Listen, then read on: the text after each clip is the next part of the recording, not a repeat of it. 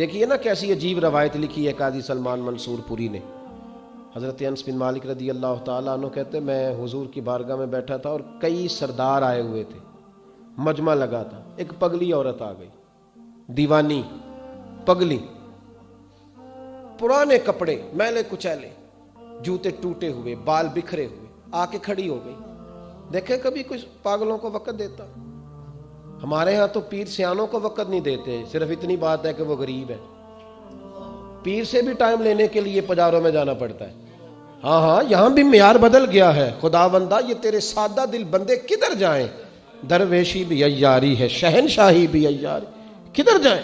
किसको जाके कहाँ रोना रोए? आके खड़ी हो गई पागल औरत। या रसूल अल्लाह, कोई बात करनी है। मेरे करीम महबूब ने तवज्जो फरमाई ही थी कि उसके मोहल्ले के लोग खड़े हो गए, कहने लगे हुजूर ये तो पागल है, ऐसे ही करती रहती है, आपका टाइम बड़ा कीमती है। हजरत अनस कहते हैं हुजूर को जलाल आ गया और मैं खामोश हो जाओ, मुझसे बात कर रही है कि तुमसे कर रही है? तुम कौन होते हो मुझे मशवरा देने वाले? बैठ जाओ। महबूब ने फरमाया क्या बात है बीबी बताओ? कहने लगे यहाँ नहीं, अकेले में बात करनी। हुजूर मैंने अकेले में। फरमाया चल मैं तेरे साथ चलता हूँ। आपको कहानी नहीं सुना रहा, उस रसूल की बात सुना रहा हूं जिस रसूल की हर हर बात हमारे लिए दस्तूर हयात है। लिख लो इसको दिल की तख्ती पर। पागल खाने बंद हो जाएं अगर लोग दुख सुनने शुरू करें तो। ये अगर आंसू निकल के बह जाए ना तो बड़े काम गलत हो जाएं, लेकिन आंसू बहते नहीं हैं। अब खून अंदर ही गिरने लगा है, अब अंदर के दुख अंदर पिसने लगे हैं। अब माँ बड़े गम लेके कफन में मुंह छुपा के चली जाती है। अब बहनें परदेश में 4 भाइयों के होते हुए भी लावारसों जैसी जिंदगी गुजारती हैं। अब कोई नहीं रहा पूछने वाला। अब मोहल्ले में एक गरीब घर को 6 अमीर घर मिलके नहीं संभाल सकते।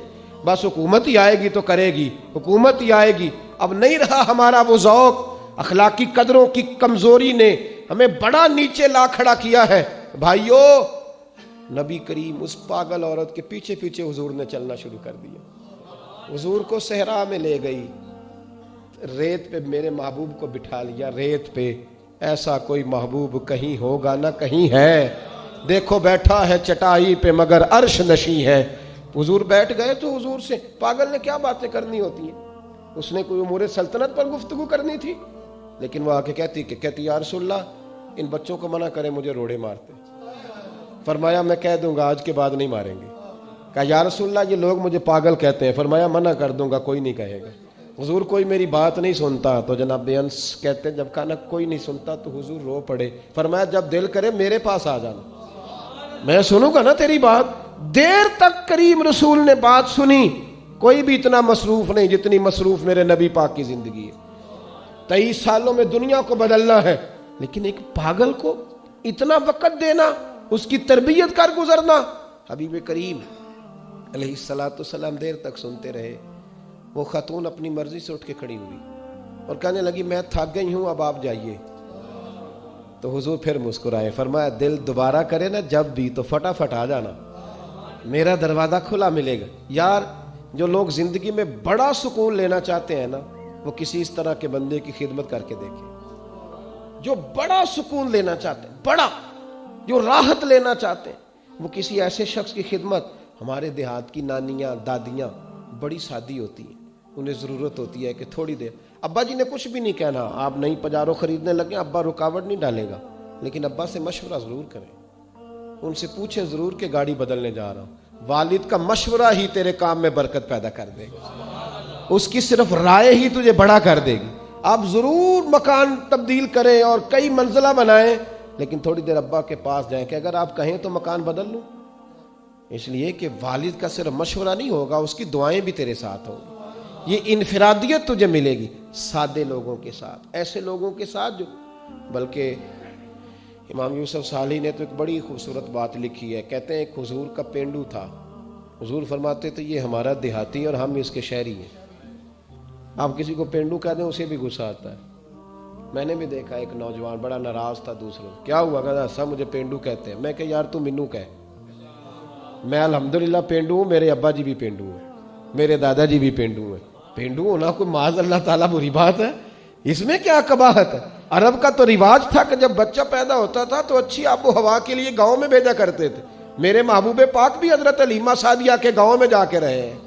ये अजीब बात है भाई, जितने शहर आबाद हैं ये सारे देहातियों ने ही आबाद किए, सब ने।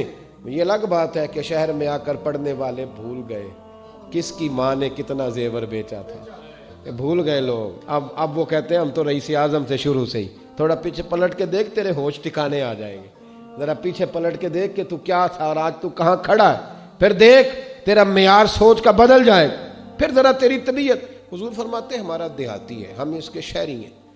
अब उसने देखा हुजूर की बारगाह में कई लोग तोहफे लेके आते हैं और नबी पाक तोहफा कबूल फरमाते थे, और बल्कि फरमाते थे दिया भी करो लिया भी करो, मोहब्बत में इजाफा करेगा, मोहब्बत में इजाफा करेगा। बहुत सारे सहाबा तहाइफ लाते, वो गरीब आदमी था, दिल बड़ा करता था, तो उन्होंने पता क्या करना शुरू किया, उधार चीजें खरीदते दुकानदारों से।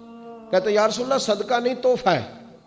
हुजूर तनावुल फरमा लेते, जब देखते ना खा लिया है सहाबा ने भी, तो कहते हुजूर दुकानदार के पैसे भी देने, हुजूर वो भी जरा अदा फरमा दें, भेजे किसी को। तो हुजूर फरमाते मैंने कहा था ला का, हुजूर कहा तो नहीं था पर खाया तो है ना आपने, आपने तनावुल तो फरमाया है ना यार। हुजूर फरमाते क्यों लाए, मुस्कुरा के पूछते, मुस्कुरा के पूछते। कहते यार सुन ला इसलिए कि सारे लाते हैं, मैं गरीब हूँ, नहीं मेरे पास पैसे, अब लाने तो है ना, तो मेहरबानी फरमाए पैसे। हुजूर भेजते जनाब अबू बकर सिद्दीक, फरमाते जा इस देहाती के पैसे दे या। हजरत अबू हुरैरा कहते हैं जब हुजूर गमे उम्मत में परेशान होते थे ना, तो हमारा दिल करता था काश आज वो आ जाए, वो आएगा तो हुजूर को हंसाएगा, दिल करता था आज वो आ जाए। कहते हैं एक दिन नबी के, ये मुस्नद इमाम अहमद बिन हंबल में भी मौजूद, फरमाते एक दिन वो बाजार में खड़े ना, मदीने के बाजार में खड़े कुछ खरीद रहे थे, कुछ खरीद रहे थे। हमारे ये बड़ा आसान है, आप थोड़े तगड़े होके रहें, बोले जरा कम, सख्त मिजाज रहें, दुनिया खुद में खुद डरेगी। लेकिन ये असल नहीं है, असल यही है कि आप मोहब्बत बांटें, आप प्यार करें।